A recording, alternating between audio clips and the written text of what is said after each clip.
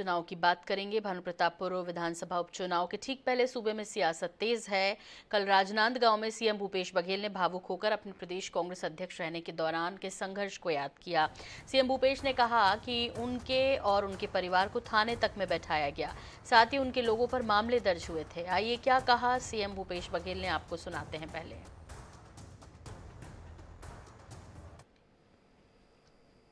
पिछले समय जब प्रदेशाध्यक्ष था तब भी लोग कह रहे थे कि रमन सिंह के क्षेत्र में नहीं आएंगे, लेकिन उसके क्षेत्र में आया, बड़ी कीमत चुकानी पड़ी थी,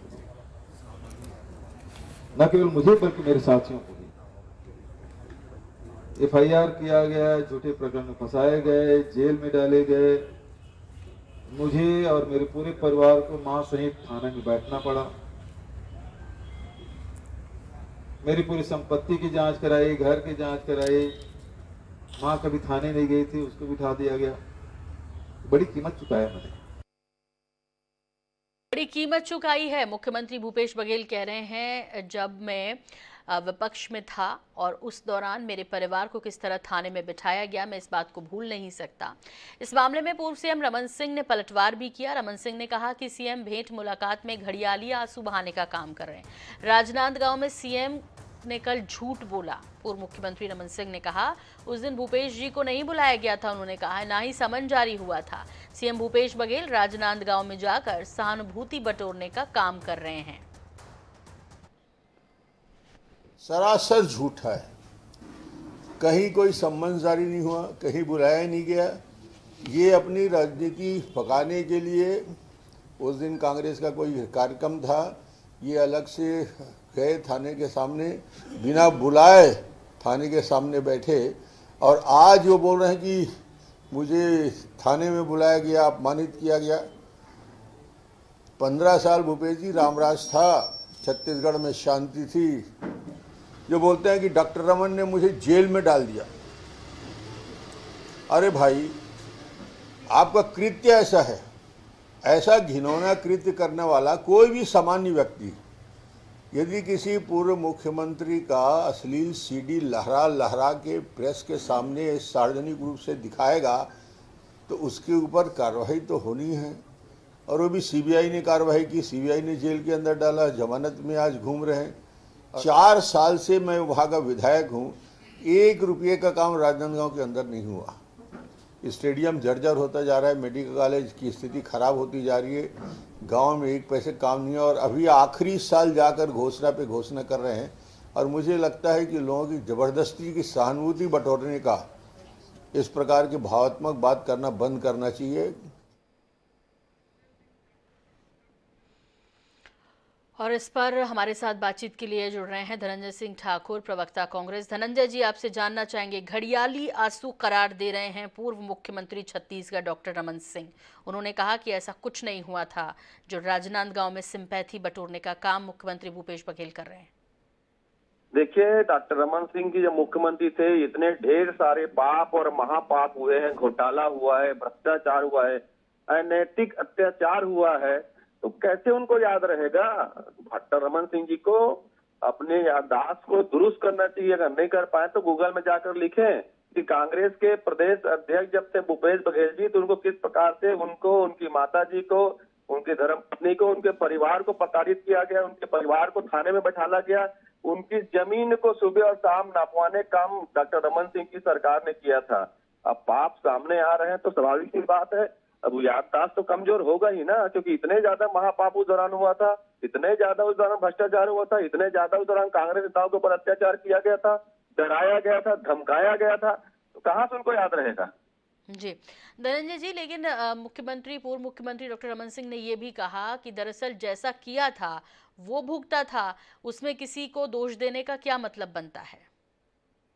रमन सिंह जी बताया, क्या भूपेश बघेल जी की माता जी क्या अपराध की होती, बताया रमन सिंह जी के भूपेश बघेल जी की धर्मपत्नी हमारी भाभी जी ने क्या अपराध किए थे, उनके परिवार के लोग क्या अपराध किए थे, भूपेश बघेल जी क्या अपराध किए थे जो उनको थाने में बैठाला गया था, उनकी जमीन को नपवाया गया था, उनको प्रताड़ित किया गया था, उनको सुबह शाम उसको पुलिस भेज कर डराया जाता था, क्या अपराध किए थे बताइए ना, क्या कर्म किए थे। क्या रमन सरकार के किसान विरोधी नीतियों को विरोध करना गलत है? किसानों पर जो रमन सरकार अत्याचार कर रही थी उसका विरोध करना गलत है? आदिवासियों को जेल में बंद कर रही थी रमन सरकार, क्या उसका विरोध करना गलत है? आदिवासियों के जमीन को छीन रही थी रमन सरकार, का इसका विरोध करना गलत था? धनंजय जी, अनुराग अग्रवाल जी भी हमारे साथ जुड़ रहे हैं, उनसे जान लेते हैं। मीडिया सह प्रभारी हैं बीजेपी के। अनुराग जी, धनंजय सिंह ठाकुर हमारे साथ हैं और वो ये कह रहे हैं कि जबरदस्ती थाने में बिठाया गया था। मुख्यमंत्री भूपेश बघेल ने यही कहा। उनके माताजी का क्या दोष था? जमीनों को जिस तरह से जबरदस्ती नपवाया जा रहा था, तो क्यों ना उनको वो दिन याद करके दुख होगा। और यदि उसको वो बता रहे हैं तो ये डॉक्टर रमन सिंह को नहीं कहना चाहिए कि घड़ियाली आंसू हैं। ये जानबूझ के उनको सताया गया था उस दौरान। देखिए, रमन सिंह जी जब अपने माता जी की बातें करते हैं तो देश की जनता को, प्रदेश की जनता को अपने पिताजी के बारे में भी बताना चाहिए। माननीय नंद कुमार बघेल जी, जो आदरणीय भूपेश बघेल जी के पिताजी हैं, जगह जगह घूम घूम के प्रभु श्री राम के बारे में अपशब्द कहते हैं, उनके बारे में गलत शब्द कहते हैं। प्रदेश की समरसता को बिगाड़ने के लिए ब्राह्मण जाति के ऊपर वो गलत बात करते हैं। तो मैं कहता हूं, जब आप परिवार को लाते हैं राजनीति में, तो परिवार की समग्र, अगर आपको उसकी विरासत चाहिए तो उसकी बुराइयां भी आपको स्वीकार करनी चाहिए। क्यों उस चीजों के लिए छत्तीसगढ़ की जनता से माफी नहीं मांगते हैं? क्यों अपने पिताजी को मना नहीं करते हैं? और कल माननीय रमन सिंह जी ने क्या कहा? नहीं, उन्होंने अपने पिताजी का जिक्र तो नहीं किया ना अनुराग जी, उन्होंने अपनी माता के बारे में बात की है। हम उसी पर रहते हैं ना। हर व्यक्ति अलग होता है। अब चूंकि परिवार अपने माता की बात करें कि उनका क्या कसूर था। मतलब भूपेश बघेल जी जो अगर बात करेंगे वही भी बात मीडिया करेंगे, वही भी बात भारतीय जनता पार्टी करे। मतलब भारतीय जनता पार्टी के बारे में भूपेश जी तय करेंगे कि वो क्या बोलेंगे। भाई पिताजी के बारे में भी तो बताना पड़ेगा। और रमन सिंह जी ने क्या कहा? भूपेश बघेल जी जेल क्यों गए हैं? एक सम्मानित मंत्री की अश्लील सीडी बनाने वाला के कारण आदमी जेल गए हैं। अब आप एक बात बताइए, क्या शोभा देता है कि किसी राजनीतिक दल का मुखिया अश्लील सीडी बनाए? उसके लिए वो जेल गए, उसके लिए आज वो जमानत पे हैं। और एक बात बताइए, जब से कांग्रेस की सरकार बनी है, प्रदेश में विभिन्न मामलों में एसआईटी को तो बनाई ना। उनने कहा कि एक्सप्रेसवे में बड़ा घोटाला हुआ है, भ्रष्टाचार हुआ है, एसआईटी गठित करते हैं।